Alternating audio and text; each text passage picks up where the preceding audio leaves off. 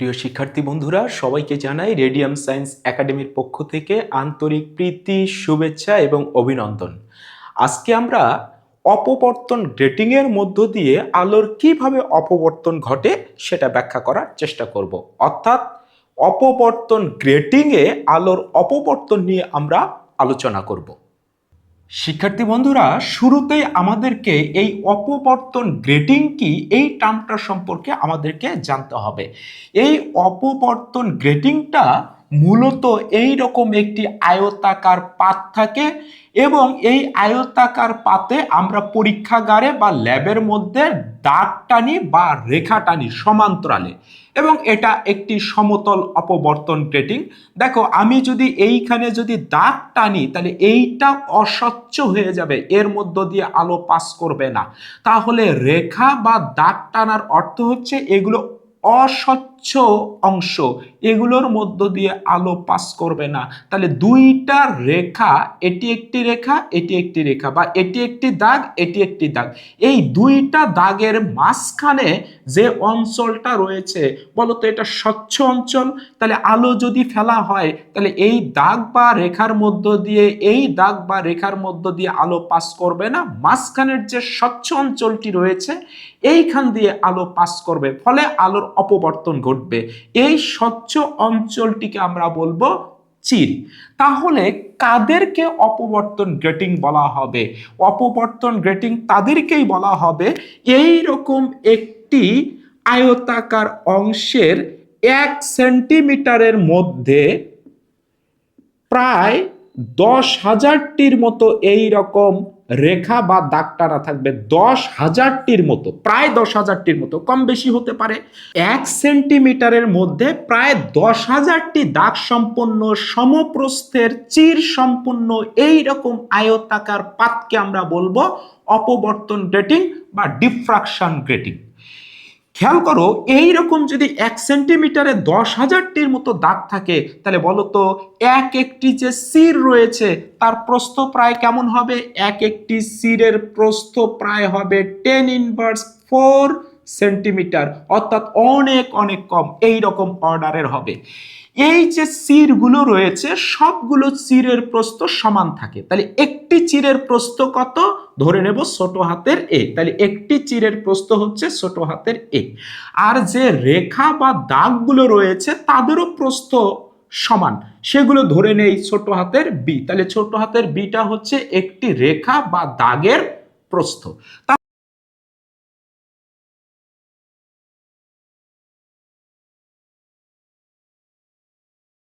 তাহলে বলতো সবগুলো চিরের প্রস্থ সমান, আবার সবগুলো দাগ বা রেখার প্রস্থ সমান। তাহলে এইখান থেকে শুরু করে এই পর্যন্ত যে দূরত্বটা, এইটুকু আমার হচ্ছে এ আর এইটুকু আমার হচ্ছে বি। বলতো এই দুইটাকে যদি যোগ করি তাহলে এটা সব সময় কনস্ট্যান্ট থাকবে। খেয়াল করে দেখো, আবার এইখান থেকে শুরু করে এইটুকু দূরত্ব, এটাও হবে এ প্লাস বি। এই মানটা যা হবে এই মানটাও তাই হবে। এই দূরত্বকে আমরা বলবো, যেহেতু দূরত্বটা সব সময় ধ্রুবক থাকবে এ প্লাস বি, এই জন্য এটাকে বলা হয় গ্রেটিং ধ্রুবক বা গ্রেটিং উপাদান বা গ্রেটিং কনস্ট্যান্ট আমরা বলি। তাহলে গ্রেটিং ধ্রুবক আমরা কাকে বলবো? গ্রেটিং ধ্রুবক, এটাকে আমরা ডি দিয়ে প্রকাশ করব। ছোট হাতের ডি ইজ ইকুয়াল টু হবে এ প্লাস বি। অর্থাৎ গ্রেটিং ধ্রুবক কাকে বলা হয়? অপবর্তন গ্রেটিং এ চিরের প্রস্থ এবং রেখার প্রস্থের যোগফলকে আমরা বলি গ্রেটিং ধ্রুবক বা গ্রেটিং উপাদান। এই ডি দৈর্ঘ্যে, এই যে ডি দৈর্ঘ্যে, এই দৈর্ঘ্যটা তো হচ্ছে ডি। তাহলে এই ডি দৈর্ঘ্যে কয়টা রেখা রয়েছে? একটি রেখা রয়েছে। কয়টি সির রয়েছে? একটি সির রয়েছে। তাহলে আমরা বলতে পারি না এ প্লাস বি দৈর্ঘ্যে, মানে ডি দৈর্ঘ্যে রেখার সংখ্যা কয়টি? একটি। তাহলে আমরা এইভাবে লিখতে পারি ডি দৈর্ঘ্যে রেখার সংখ্যা বা চিরের সংখ্যা একটি। এই যে এইটুকু এ প্লাস বি মানে ডি, এর মধ্যে একটি রেখা রয়েছে, একটি চির রয়েছে। তাহলে ডি দৈর্ঘ্যে রেখার সংখ্যা একটি। তাহলে বলতো একক দৈর্ঘ্যে রেখার সংখ্যা কত হবে? একক দৈর্ঘ্যে রেখার সংখ্যা হবে 1/d। ওকে, আর একক দৈর্ঘ্যে রেখার সংখ্যাকে আমরা বড় হাতের এন দিয়ে প্রকাশ করব, তাহলে এন ইজ ইকুয়াল টু হবে 1/d। তাহলে আমরা লিখতে পারি একক দৈর্ঘ্যে রেখা বা তীরের সংখ্যা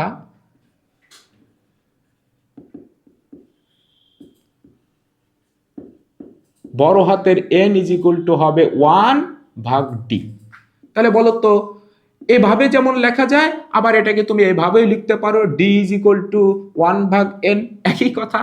ওকে, আবার এই ডি এর জায়গায় আমরা কি লিখতে পারি, ডি মানে হচ্ছে এ প্লাস বি।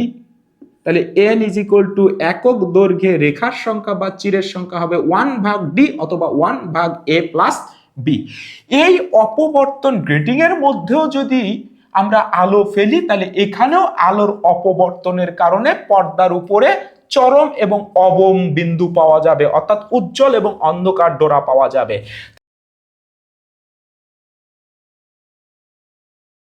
তাহলে এই অপবর্তন গ্রেটিং এর ক্ষেত্রে যদি চরমের শর্ত বলে যে কোন শর্তে আমরা চরম বিন্দুগুলো পাবো, উজ্জ্বল বিন্দুগুলো পাবো, আর কোন শর্তে আমরা অন্ধকার ডোরাগুলো পাবো, মানে অবম পাবো, এইখানে চরমের শর্ত ছিল এ sine theta n is equal to 2n plus 1 into lambda by 2, আর এখানে অবমের শর্ত হবে এটা। আর এখানে অবমের শর্ত ছিল এ sine theta n is equal to n lambda, এখানে চরমের শর্ত হবে এটা, অর্থাৎ উল্টাটা হবে। শুধু পার্থক্য হচ্ছে এই এ এর জায়গায় আমরা ডি লিখবো, ডি লিখবো। তাহলে বলো তো ডিটা কি, ডিটা হলো গ্রেটিং ধ্রুবক, আর ডি এর জায়গায় আমরা কি লিখতে পারি, এ প্লাস বি। এখানেও এন এর মান কত হবে, 1 2 3 4 5 6, অর্থাৎ পূর্ণ সংখ্যা হবে। যদি বলে 1 নাম্বার চরম, এন এর মান 1 বসাবো। যদি বলে 2 নাম্বার চরম, এন এর মান 2 বসাবো। যদি বলে 1 নাম্বার অবম, এই জায়গায় এন এর মান 1 বসাবো। যদি বলে 3 নাম্বার অবম, এই জায়গায় এন এর মান 3 বসাবো। কিন্তু যদি বলে কেন্দ্রীয় চরম, তাহলে আমরা এই ফর্মুলাতে কিন্তু এন এর মান শুধু 0 বসাবো। এটা তো 0 বসানোর সুযোগ নাই, কারণ কেন্দ্রে তো কখনো অবম হয় না। আমরা একটু সারাংশটা দেখার চেষ্টা করি। আলোর ব্যতিচারের ক্ষেত্রে এই উজ্জ্বল এবং অন্ধকার ডোরার যে শর্ত, একক চিরে অপবর্তনের দরুন তার উল্টা শর্ত, শুধু উল্টে যাবে। তবে এখানে এটা হচ্ছে দুটো চিরের মধ্যবর্তী দূরত্ব, আর এখানে এ হচ্ছে ওই অপবর্তনের জন্য যে একক চির ছিল তার প্রস্থ। এবং অপবর্তন গ্রেটিং এর জন্য যে অপবর্তন, তার শর্তগুলো হবে এই একক চিরের দরুন অপবর্তনের ঠিক উল্টা, তবে এই এর জায়গায় হবে শুধু ডি। তাহলে এখানে এটা ছিল চিরের প্রস্থ, আর এখানে ডিটা হবে গ্রেটিং ধ্রুবক, অর্থাৎ d is equal to a plus B.